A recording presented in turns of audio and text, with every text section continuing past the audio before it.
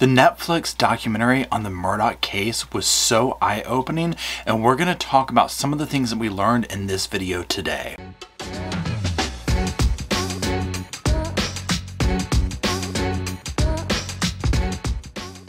Hello everybody and welcome back to the sofa. That's the sofa behind me with our mascot, Roscoe P. Coltrane. He is currently delving into some treats back there. He'll be with us momentarily, and my name is Paul. Today we're going to be talking about the Netflix documentary on the Murdaugh murder case, the murder mystery at one point it was, but not so much anymore after the conviction, I guess you could say, though lots of mystery still surrounds it. Now what we'll be doing is we'll be looking at various clips throughout and just talking about some of what I consider to be the most interesting parts. I would be curious to hear what you felt were the most interesting things, or some of your commentary down below in the comment section. Now before we jump in, I did partner up with Magic Spoon. They are helping make this video possible today, so let's fluff the cushions back there for them and give them a warm sofa welcome. Y'all, I've been revisiting one of my most favorite childhood nostalgias, and that is cereal, except this go round it's with high protein and zero sugars. Y'all, Magic Spoon is cereal reinvented, and I am loving it, and I'm going to tell you about it. So Magic Spoon and I teamed up, and I wanted to try this out because, like I said, cereal was one of my favorite pastimes, my snacks, all that kind of stuff, midnight snacks, you name it, right?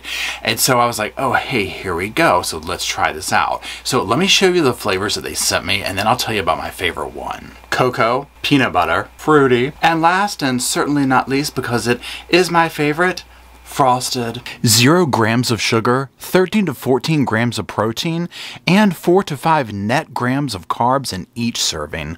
Only 140 calories per serving. They're also keto-friendly, gluten-free, grain-free, and soy-free. I was literally over here setting the shop and realized I'm eating this entire bowl of cereal off camera. I was like, Paul, you have to start recording it to talk. Y'all, I absolutely love the taste of this. And one thing that I have thoroughly enjoyed with this, because here's my thing, I love cereal, okay? It is a late night snack for me. It can be like a dessert type thing. I absolutely love it. But now obviously I'm a little bit older, you know, I'm trying to be more of like a carb conscious kind of a lifestyle, that type situation. And so this cereal has really fit the bill for that. Those late night cravings that I get for stuff, absolutely. 100% love it. And I think you're going to as well. Click the link below to grab a variety pack of Magic Spoon cereal and try it today. Be sure to use promo code ReportingLive23 at checkout to get $5 off any order, or go to magicspoon.com/reportinglive23. And Magic Spoon is so confident in their product, it's backed with a 100% happiness guarantee. So if you don't like it for any reason, they'll refund your money, no questions asked. So click the link below or scan the QR code on the screen and use the code ReportingLive23 for $5 off, or go to magicspoon.com/reportinglive23 to save $5 today. Go ahead and give them a try out. All their stuff is down in the description below. Now let's talk very quickly about the case. Very quick 2-cent overview. I have a whole playlist to it if you want to catch up on that, so we won't spend too much time over it. So this takes place in the Low Country, South Carolina, and this was the case of Alec Murdaugh, who is a disgraced lawyer at this point. He was accused of taking the life of his wife Maggie and his son Paul. Now he went over tons of financial crimes. He does stand accused of those still. One thing that kind of set this off was his son Paul was involved in and was driving his boat when a wreck happened and took the life of a young lady named Mallory Beach. This would be what was the beginning of showing all the family secrets, especially Alec Murdaugh's. So what had taken place is they went out, a bunch of young kids, and they had taken the boat to go down to like an oyster thing, and they were there. Lots of drinking was taking place. Paul got out of control. He did not want to let anyone drive the boat back, and so they ended up getting in a wreck on the way back, and Mallory lost her life. Now also in this documentary series, we're going to hear about kind of the inner workings of the family, just how they operated, and specifically what went down that night and how Alec tried to cover it up. I loved being around Paul, and Morgan, I'm sure she fell in love with his personality fast. Just as funny of a person as you'll ever meet. One reason why I wanted to show this clip was to kind of set the foundation for who this gentleman was or is. He does speak a lot throughout this documentary, and I tend to believe what he says simply because he could stand to really badmouth Paul, but he chooses not to in many instances. And I think that that does speak, you know, volumes for the truth of what he's saying, and we'll get to that as we cross those clips when they come down the line here in a little bit. They ran both sides of the legal ledger, from civil cases to criminal cases. They had a network that varied from judges and lawyers to law enforcement to sheriffs to the average man on the street who served on the jury. So now here we see this gentleman talking about basically how they were the law, right? And we saw this play out in the courtroom drama, if you heard that. I mean, the family's pictures are on the walls in there. They took him down for the case, I should say. But I mean, their arms reached far and wide in this county, in this town, in this state. They had an airplane, so they had actually like a landing strip for the plane. And then the plane would land inside of the shed that had a door that opened up. What was the landing strip for? For the way Paul told it was for everything you could imagine. Drugs and strippers and everything. You can't believe everything Paul says neither, you know. Alrighty, so that was the first bombshell for me. There's been so much talk throughout this case of trafficking and all this and that, and then, you know, they had this airplane strip, and where did this property even come from before? I mean, this would be an ideal place to be bringing narcotics in the whole 9 yards, right? So for him to say that, I found very interesting, but he does also say, you know, you can't really believe everything Paul says either. Maybe Paul is trying to sound like, you know, a bad, you know, kind of dude, like, yeah, this is what this is, because also later someone will speak, and I'm not sure if I bring the clip up or not, but they will say that Paul was the brother that was more like, you know, my last name's Murdaugh, and, you know, and that kind of a vibe, right? And so I found that interesting, but this, to bring that up, I was like, oh, whoa, because I wonder if there's any, you know, truth to that. But Alec always allowed us to go to the firm and sneak in the back door. And so we'd go into Alec's office, and he always had handles of liquor that he would offer to us and the law firm partners' children. And when I say children, we were probably like around 16 to 14 years old. Now, we've heard about this and whatnot. This is one of those things where I'm like, my gosh, the entitlement of, you know, to be like, to feel in the way that you could offer underage children alcohol like that, number one, to even do that, right? But then to literally just have that grasp of, well, we are the law, we're not going to get in trouble. That was like another eye-opener for me, to be like, these people were invisible, right? They did not think that anything could touch them, because honestly, nothing could. But just for like Paul and I being the age that we were, like, they were okay with us drinking, and they would always get us alcohol, like, and that's when I really started to drink. Now, I think that that is also very sad and tragic. Again, I mean, it's just why? You know, why would anyone do this, right? And again, it's the privilege of the adults in the situation to sit here and think like, oh, we can just get away with this. You know, it's okay to drink over here and this, that, and the other. It's very telling to me. We called Paul Timmy when he was drunk. That's his name that Anthony Cook actually gave him. It was just a random name, just for, you know, just a different person, because he wasn't Paul anymore, you know. So here we see Paul apparently becomes this other person named Timmy. And, you know, it is what it is, right? But they'll all speak of this, and like he just becomes this other person. A lot of people, this happens to them when they drink. They become this other personality. And it doesn't sound like Paul is a very nice person when he would begin drinking. And this seemed to have possibly contributed to some of the events of that evening that took place with Mallory. Morgan said that a couple times she would try to tell his mom, Maggie, about how Paul would be drinking too much, and she would kind of just blow it off. His family just looked the other way and thought it was funny, and that would have put such a blemish on the family. They didn't want to choose that option and say, let me send him to a rehab. One thing I really took from this documentary is how important the family name was over, say, the health, the mental health, the well-being of each individual. The family name was way more important than that. And so in instances like this where, okay, Paul might have a problem, this, that, and the other, well, you couldn't do anything about that because you had to protect the family name, right? You can't send him to rehab or whatever. And so that was a takeaway that I got from this documentary series.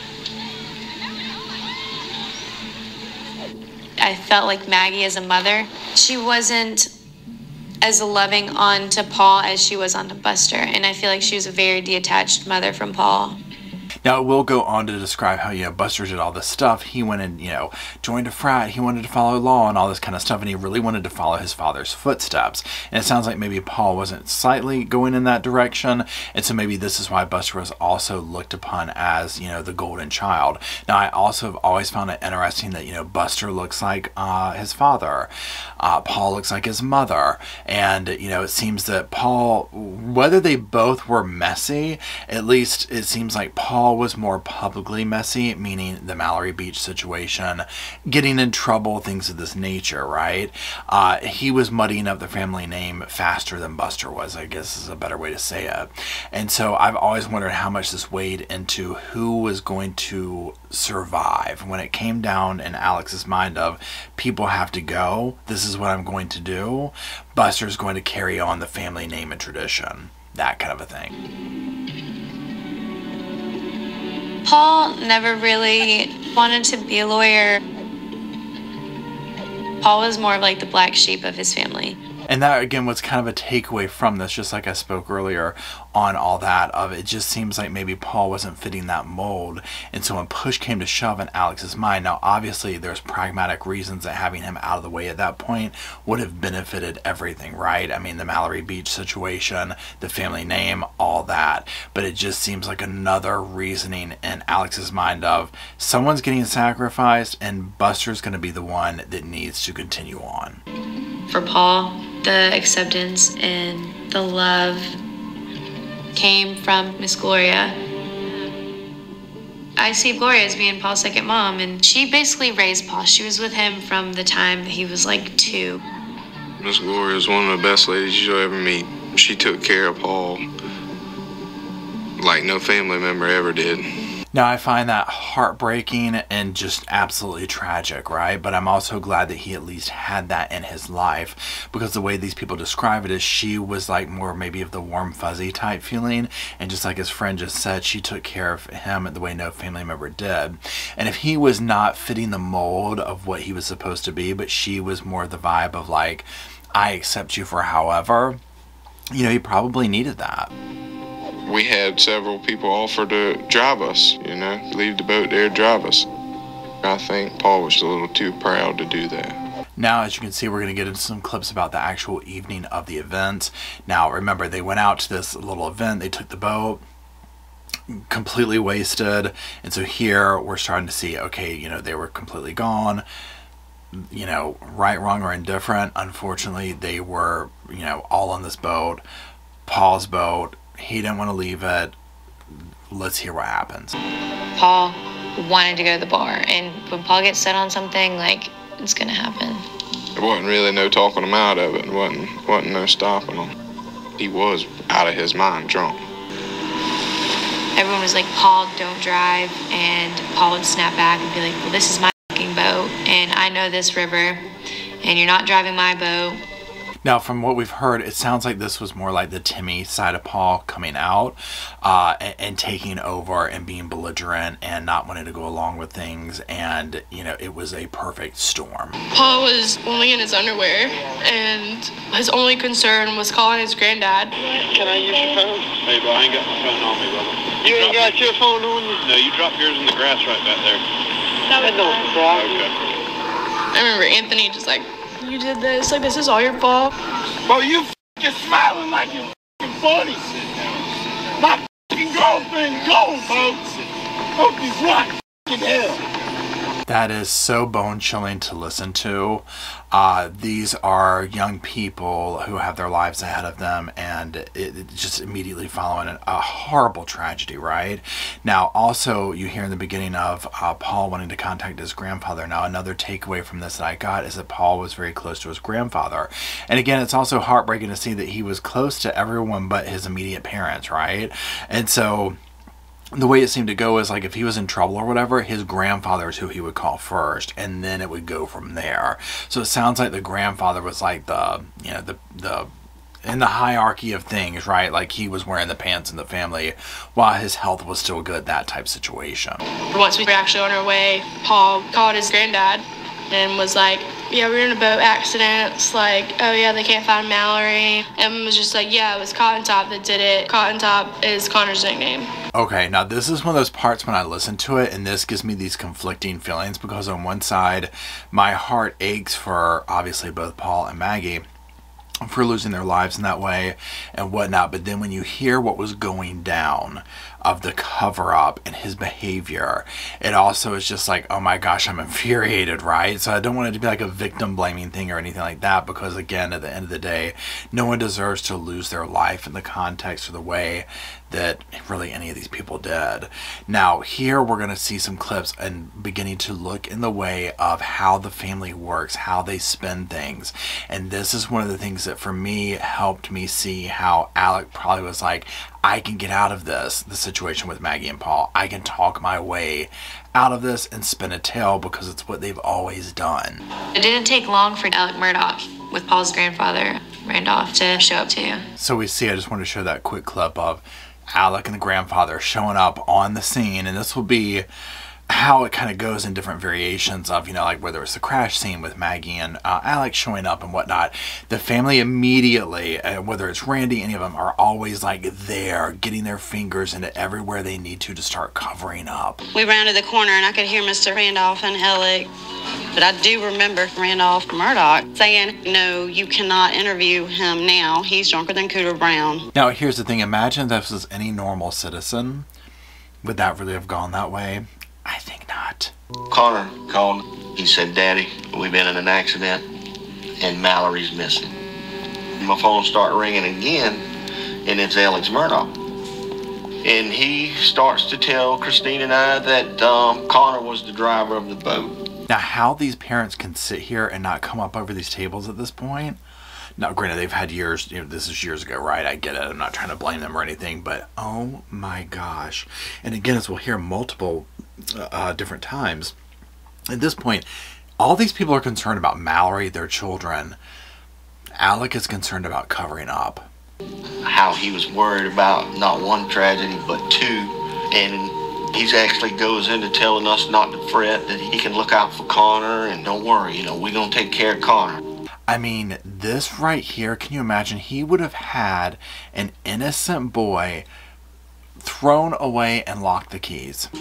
I remember they pulled me out of my room, get a CAT scan on my jaw, and Alec whispered in my ear and was like, just be quiet, I got you, just don't say anything. How utterly disgusting of a human being Alex Murdaugh is. First of all, the kid can't talk, right? So he's sitting here like, I mean, his mouth's all messed up in the boat wreck, and they're already spinning this like, oh, it's, you know, this, that, and the other. You know, we'll do this, we'll pay for it, oh, we'll cover you, we'll do this and that.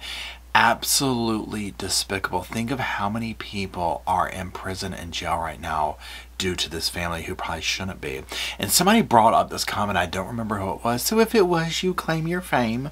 And they were like, I wonder if they're going to have to start looking at all the cases that this man has been part of. Not just obviously the ones where he ripped people off, right? But I mean, multiple cases, right? And I was like, you know what? I mean, whether it's him, other family members, or whatever, I mean, it's an excellent question and thought to ponder. We heard another knock. Alec Murdaugh was like tapping on the glass door, and he was like, I need to get in there. I represent her. Before I even got there, Alec turned around and said that he was her representation and her acting guardian. I mean, can you imagine as a parent showing up and this man is there spinning these tales like this? Now, he also was probably thinking, I'm going to get insurance. I'm going to get insurance. Like, whatever scam he was scamming at the same time. So not only is he trying to pivot blame away from his own son, his own name, but probably also spinning, well, this is how I'm going to get paid for this. At this moment, yeah, I'm being set up big time. He's sitting there on the table, you know, and he says, I need to know where y'all stand. I can't even mourn the loss of Mallory for worrying about what might happen to my son. I said, Alec, I can't think of nothing else but the loss of this child. He wanted to make sure that lips were sealed, basically, that night. Look at how horrible this was. Now, in the beginning, what he's talking about is Alec had him come to the law firm after hours, went through all these charades of there's nothing recording, there's nothing this or that, and then went into the whole thing of what you hear this gentleman talking about. And again, this just goes to show me and informs me in the way of what we saw going on in the courtroom of, yeah, this man knows how to piece together a story. So when you start looking at how complicated and confusing the case of Maggie and Paul was, there's a reason for that, because that's what Alec does. It's what he's been doing. Paul went to Parker's convenience store where he purchased about $50 worth of alcohol.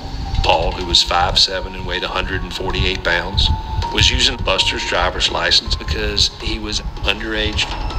Now again, this is the part that a lot of people have talked about, you know, Buster's involvement in a situation like this, giving him his driver's license. But again, I think because the entire family just looked at it like they were untouchable, they could do whatever, the world was their playground, right? Michael Brock was assigned the lead investigator for the first 24 hours by the Department of Natural Resources, and he had close connection with the Murdaughs. Anthony Cook told Michael Brock that Paul Murdaugh killed my girlfriend, but that audio recording is not in evidence. And this is what happens when you have the whole town, the whole legal system, the police department, everybody essentially on your payroll. And the lay of the land in kind of late spring, early summer 2021 is pretty grave for the Murdaughs. Paul was charged criminally in the death of Mallory Beach. And that case was kind of working its way through the system, and yet Paul's behavior and run-ins with the law were continuing in spite of the scrutiny he was under. How you doing, sir? Yes, sir. Yes. Okay, I got you at 78. 78? Yes. I realized I was speeding when I saw you. Okay. Buster Murdaugh. So this is what I was talking about earlier, where Paul, I mean, and probably all of them, right? But just in this instance, I think these are the things that led to Paul losing his life, because the case with Mallory was going on. This was going to cost tons of money. It was going to be this, you know, huge drama and payout for the family. But then this didn't really seem to slow his roll, right? I mean, I would have been like 10-2. It's 55. We're going 56. Max, right? But I mean, again, he just wasn't taught any different. So I think these are the things that all helped contribute to ultimately what, you know, led to Alec taking his life. Maggie Murdaugh was becoming aware that bills were going unpaid. Again, I just wanted to show that this was just another bit of the puzzle that fits together as to Alex's world crumbling down. While everything was happening with their family, I don't know because I wasn't around, but I've known him for so long. I know how he is. The 2 years that Paul went through everything, he was hurting.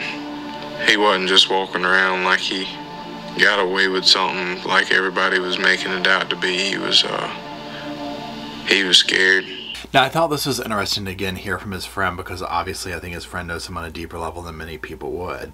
And for him to say, you know what, he was going to be scared. Like, that was the Paul I knew. Like, he would have been scared. He wouldn't have completely thought he got away with something.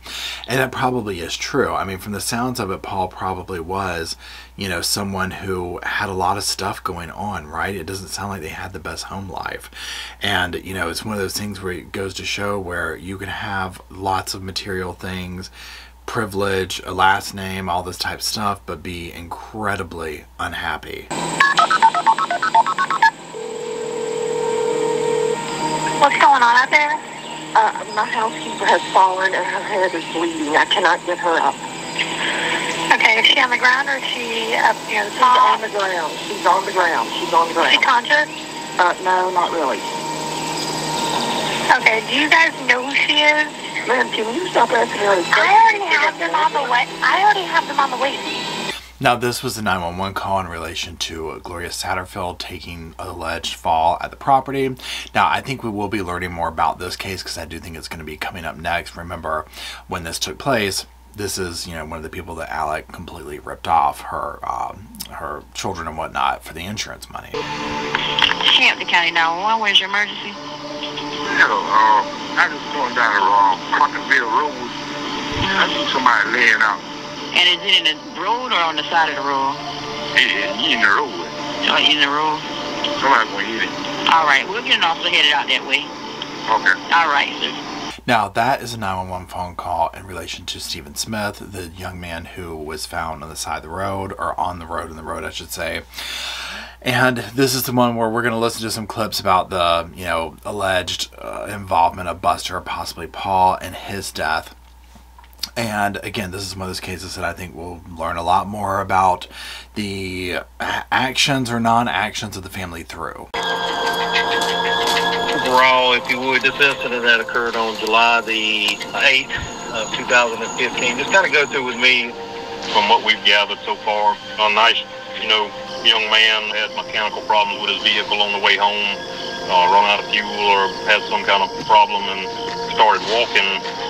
I came out about 4:30 that morning. When I got up to the scene, I noticed a young white male lying in the roadway with severe head trauma. Nothing at the scene appeared that it was a vehicular accident. No torn clothes. His shoes were still on his feet. Cell phone still in his pocket. Injuries that I noticed to this young man was to his head. You're probably not going to find them with the blood patterns the way they found the blood patterns. You're not going to find them, again, positioned the way he was positioned. People looked at this, and the reporter specifically questioned these things. The problem is nobody dug deeper. Now, this is the thing. I mean, you hear just these couple of clips right here. It doesn't sound right? I mean, this is like a hit and run, but I mean, you see the evidence, right? It doesn't seem that way at all. But again, as we'll hear, once the Murdaugh name is brought in, things begin to get slippery, things begin to cover up. As soon as the Murdaugh name was tossed into the mix of having something to do like relationship-wise with Stephen, I feel like the view on his case changed entirely. It went from finding justice for Stephen to defending the Murdaughs and making sure that everyone knew that they had nothing to do with it. Now, here's the whole thing. Allegedly Buster had some kind of relationship with this guy, and this was going to be exposed or whatever, and this is where the Murdaughs, of course, something like that would have been like, oh my God, we have to cover that up and hide that. The stories that went around that I've heard so many times were that Buster and Stephen had a secret relationship, and they were wanting to come out to Buster's family. I mean, just from what we've seen of the family, can you imagine that ever happening, right? Now, I'm not trying to say this young lady is lying or the rumors aren't true. I mean, you never know what goes on behind closed doors, right? But if you were looking for some form of a motive of something taking place or they were going to be exposed or whatever, right? I mean, there you go. The day that Stephen passed away, Randy Murdaugh was the second person to call my dad after the coroner. And he said he wanted to take the case and it would be free of charge and everything.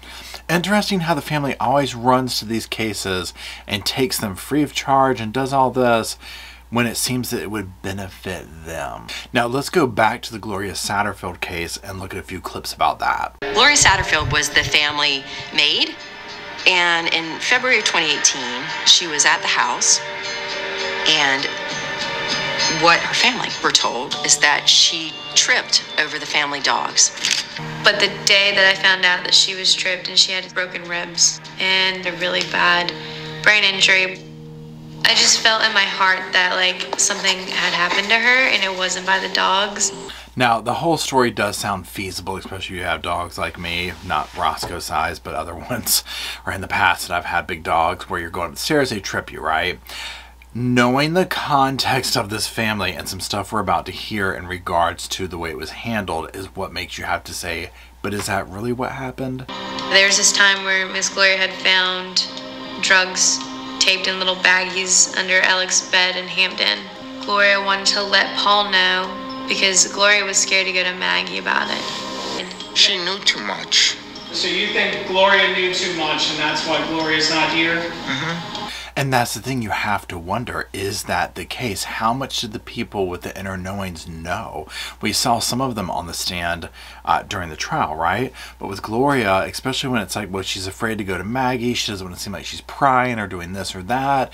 What did she know? Did Maggie in a moment of frustration push her and then something happened? I mean, I would like to think not, right? But again, with this family, you have to ask. There's been rumors, hearsay that Paul might have had something to do with her death, and I'll tell you right now, in the whole world, that's a lie. He He's never hurt her. And again, hearing from the friend, I would tend to believe him, but again, you never know what goes on behind closed doors. I kind of like go back and forth with my thoughts here. Yeah, but hearing the relationship, I mean, I can't imagine that he would, but I mean, you never know. What I would imagine would be more feasible is that Alec would have done something. And were you able to speak with Gloria before she was taken away in the ambulance? I was. Okay. Did you ask her what happened?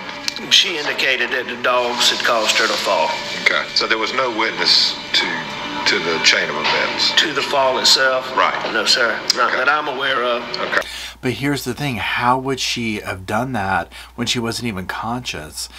It doesn't make sense. It doesn't add up. Now, one thing that I do wonder with that is if he didn't have something to do with that, or if he wasn't covering up for another family member, immediately going into, I'm going to, sue. I'm going to, I know how to make this work to get money out of it for me.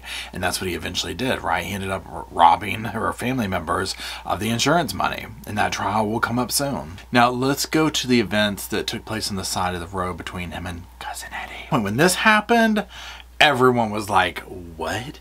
Now, it did play more into the whole fact of, like, for me at least in the beginning, where I was like, this is a hitman. This is a hitman. I mean, he had that narrative going for a minute, right? Especially to those who weren't maybe in the inner circles of knowing exactly what was going on. But as we now have learned, that was far from the case, right? Eddie Smith. Who is this cousin Eddie? Well, we started doing some digging on him, and what we found was over 160,000 in incremental checks, most of them under 10 grand, from October 2020 to May of 2021. I did the math on the OxyContin. You wanna know how much OxyContin that man could have bought? 114 years worth. Which leaves us to the question, where is all that money? What happened to it? Who really is Cousin Eddie in relation to Alec? I do not believe that Alec spent all that money on personal drugs at all, right? I think that there's way more to that story, and there's way more to Cousin Eddie. I do not think Cousin Eddie agreed to go and try and, take Alex's life on the side of the road. And that's the thing about this case, is there's so many different layers to it, and so many unanswered questions still that run so deep, and so much corruption, that I don't know if we'll ever know the answers to all of them. Now, one trial that will be interesting to be on the lookout for is that of Eddie. If we're able to see that trial, I'm not sure, or to see the outcome, and most importantly, to see what we learn. Because again, as we see these other trials come through, the financial crimes and whatnot, I think we're going to learn more and more about this family and how far their crimes reach, right? So let me know down in the comment section, number one, if you watched this, what you thought was interesting about it, or your feedback on this, what you think is interesting, if it jogged any thoughts of yours, in comparison to the trial. And that's it. I appreciate you watching, and so does Roscoe back there. And until we meet back in front of the camera and the computer and everything else around here, I'll see y'all soon.